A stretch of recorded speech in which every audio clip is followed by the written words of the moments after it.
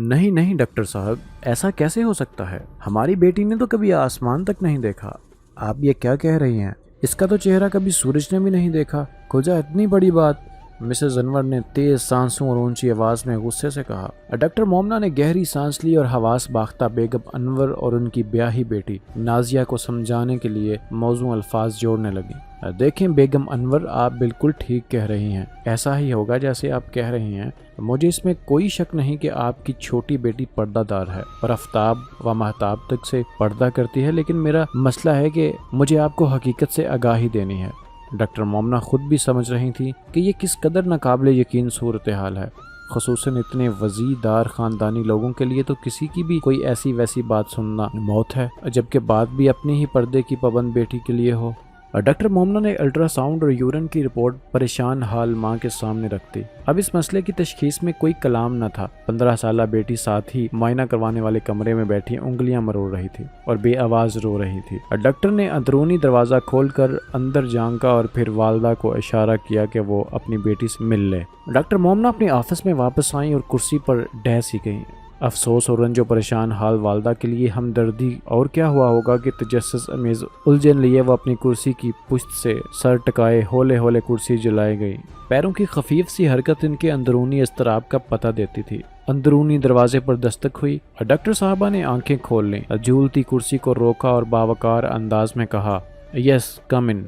بے آواز دروازہ کھلا، دوسرے کمرے سے ہلکی سی سسکیوں کی آواز آئی اور پھر دروازہ بند ہو گیا۔ مریضہ لڑکی کی والدہ اور بہن کمرے میں داخل ہوئیں، سر جھکائے شرمسار سی سہارا لے کر چلتی ماں کو جو عمر سیدھا تو نہ تھی لیکن کچھ ہی پل میں بوڑھی دکھنے لگی تھی۔ دونوں ماں بیٹی نے اپنے دوپٹے اور بھی سختی سے لپیٹ لیے تھے، جیسے نادانستگی میں وہ اپنے آپ کو غیر محفوظ سمجھ رہی ہوں اور دنیا کی نظروں سے اوجھل ہونا چاہتی ہوں۔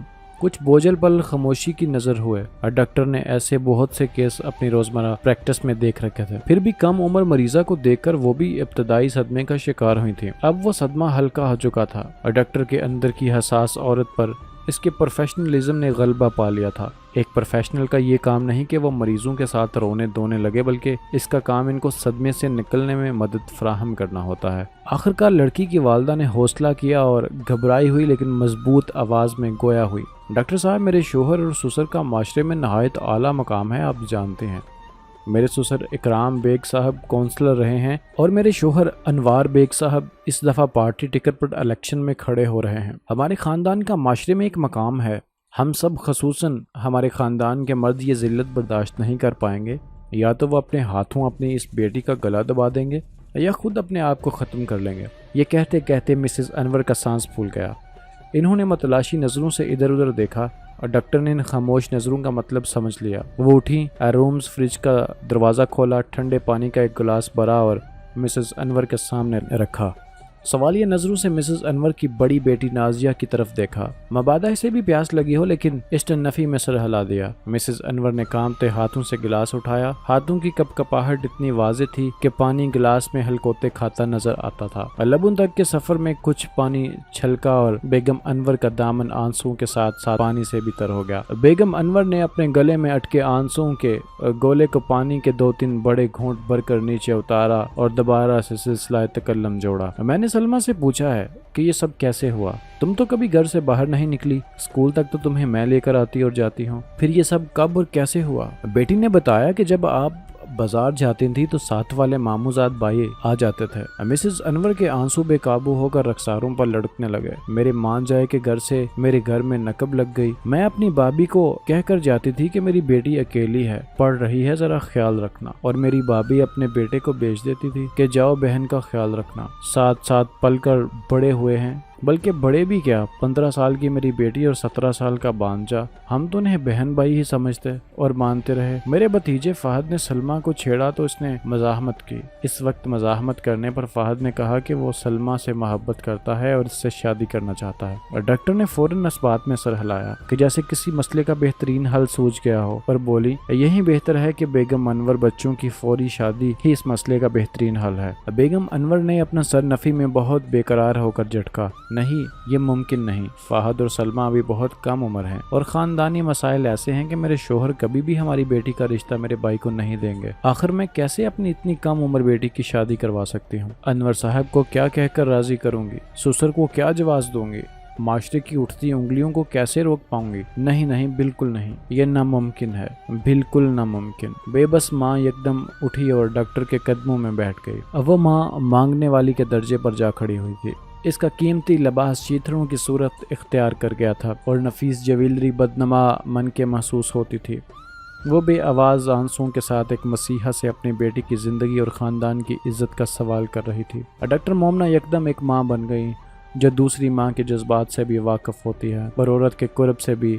انہوں نے اس لاچار ماں کو کندھے سے تھام کر سہارا دیا اور صوفے پر بیٹھنے میں مدد دی۔ پلیز ڈاکٹر صاحبہ، آپ بھی تو ایک ماں ہیں، اولاد نافرمان اور گناہگار ہی کیوں نہ ہو، ماں تو اسے بچانے ہی کی کوشش کرتی ہے نا۔ میں اپنی اس بچی کو کیسے مر جانے دوں؟ اس باعزت خاندان کو تباہی سے بچا لیں، خدارہ کچھ کریں۔ ڈاکٹر مومنہ جانتی تھی کہ جلد از جلد انہیں اس صورتحال کا سامنا کرنا پڑے گا۔ ہر دفعہ ایک سی کہانی ہوتی تھی، روتی دوتی پردے ڈالتی ماں اور شکار ہوئی لڑکی۔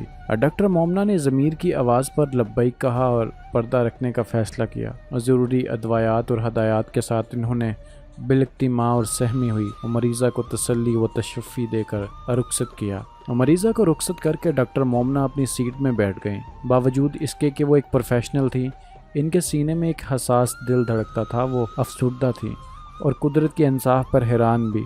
وہ جانتی تھی کہ یہ سب کچھ محض ایک واقعہ نہ تھا، یہ واقعات کا ایک تسلسل تھا۔ ان کے ذہن میں گزرے سال کے واقعات کی ایک ریل چلنے لگی۔ پچھلے سال اسی لڑکی کے والد نامور وکیل اور سیاستدان انور بیگ ایک برقع پوش خاتون کے ہمراہ ڈاکٹر مومنہ کے پاس آئے۔ انور بیگ صاحب نے اس خاتون کا تعارف اپنی ایک دور پار کی عزیز کی حیثیت سے کروایا تھا اور کہا تھا کہ خاتون کے ہسبینڈ باہر ہوتے ہیں اور ان سے ایک سنگین بھول ہو گئی ہے۔ اب وہ بہت پریشان ہے اور شرمندہ بھی۔ ڈاکٹر مومنہ نے محترم وکیل صاحب کو آفس میں ہی انتظار کرنے کو کہا اور مریضہ کو کمرہ معائنہ میں لے گئیں۔ وہاں خاتون ذرا سی ہمدردی پا کر پھوٹ پھوٹ کر رونے لگی۔ پھر اس نے بتایا کہ میرے خامن کو باہر بھجوانے کے تمام اخراجات ان وکیل صاحب نے ادا کیے ہیں۔ میرا شوہر اسے ان کی نیکی اور خلوص سمجھتا ہے، لیکن یہ سب اس سودے کی وجہ سے ہے جو ان معزز وکیل صاحب نے مجھ سے کیا تھا۔ میرے سامنے میرے شوہر کا ویزا تھا اور دوسری جانب بیڈ روم کا وہ دروازہ جس سے گزر کر ہی وہ ویزا میرے بچوں کے مستقبل میں روشنی لا سکتا تھا۔ میرے اندر کی ماں نے اپنے بچوں کے مستقبل کے لیے اپنا آپ قربان کیا اور وکیل صاحب کا تجویز کردہ سودا منظور کر لیا۔ اگر اب بھی کسی وقت میں وکیل صاحب کو انکار کرتی ہوں تو وہ مجھے دھمکی دیتے ہیں کہ تمہارا شوہر واپس آ جائے گا۔ ڈاکٹر مومنہ قدرت کے انصاف کو دیکھ رہی تھی۔ مکافات عمل یہی تو ہے، باپ کا پرانا قرض آج بیٹی چکا رہی تھی۔ ناظرین، ویڈیو پسند آنے کی صورت میں سے لائک کیجیے گا اور ہمارے چینل کو سبسکرائب کرنا مت بھولیے گا۔ اللہ نگہبان۔